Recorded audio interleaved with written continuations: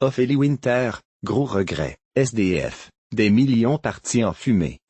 On pensait qu'Ophélie Winter pouvait prétendre à un gros pactole en raison de sa relation passée avec un milliardaire. Mais il n'en est rien. Une somme folle lui passe sous le nez. La chanteuse de 45 ans traverse depuis cet été une mauvaise passe. Depuis son retour à Paris, après un long séjour à Dubaï, Ophélie Winter accumule les ennuis. En plus de ses déboires financiers, la ravissante blonde a aussi été confrontée à des ennuis de santé.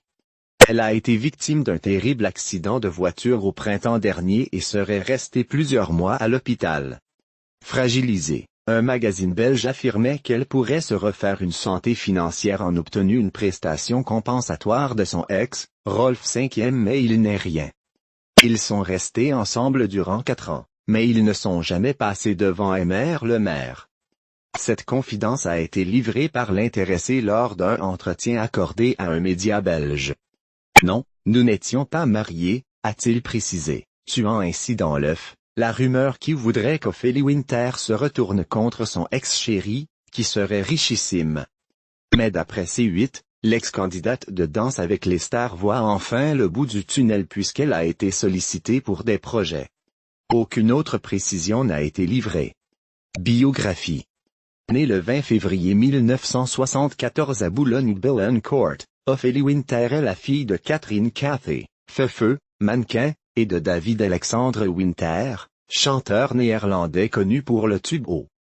Lady Mary 1969. Ses parents se séparent en 1976, son père s'exile aux États-Unis. Elle grandit à Neuilly-sur-Seine, en vrai garçon manqué. Elle est inséparable de son frère aîné, Michael né en 1972.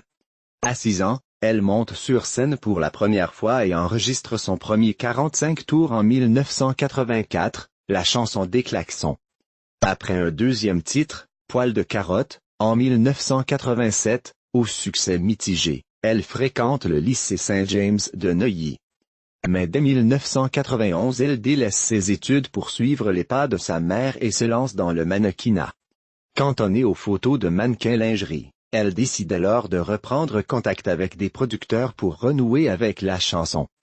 En 1993, elle rencontre le chanteur Prince, ensemble ils enregistrent à Minneapolis une reprise du tube The Most Beautiful Girl in the World. À l'automne 1994, la chaîne M6 propose à Ophélie Winter la présentation d'une émission musicale hebdomadaire, le Hit Machine. Propulsée animatrice star de la chaîne, elle cumule les émissions pendant 3 ans dans Dance Machine Club, Coming Next, Ophélie Street, Ophélie Show. Elle profite de cette popularité pour sortir en 1995 le single Dieu m'a donné la foi qui devient le tube de son album Nos soucis. Vendu à 600 000 exemplaires et certifié disque de platine. Elle laisse à sa mère la gestion de ses affaires et crée avec elle une société de production, Vinaol. Curieuse de découvrir d'autres univers, elle fait une première apparition au cinéma en 1996 dans Hommes, Femme mode d'emploi de Claude Lelouch. L'année suivante, elle décroche les rôles principaux dans Tout doit disparaître de Philippe Muil et Bouge de Jérôme Cornuau.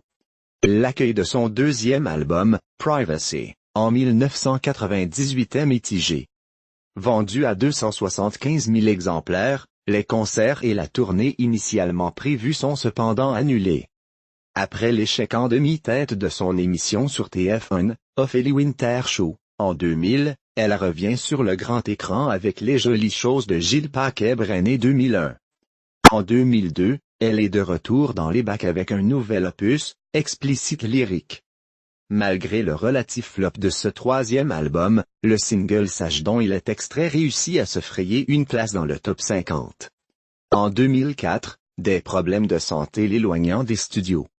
En septembre 2007, après quelques années d'absence du petit écran, Ophélie retrouve M6, chaîne avec laquelle elle a débuté, pour rejoindre le jury de la 4e saison de Popstar. Son 4e album, en 2009, Resurrection, qu'elle produit sous son label W, ne trouve pas son public. La chanteuse se fait plus rare depuis.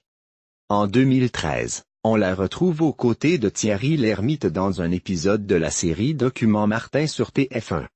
À la rentrée 2014, elle fait partie du casting de l'émission Danse avec les stars sur TF1.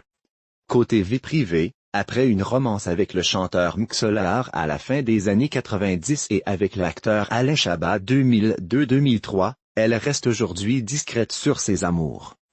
En octobre 2019, Rolf Rudolph de son vrai prénom Van Dalen révèle lors d'une interview qu'il a partagé la vie de la chanteuse pendant 4 ans.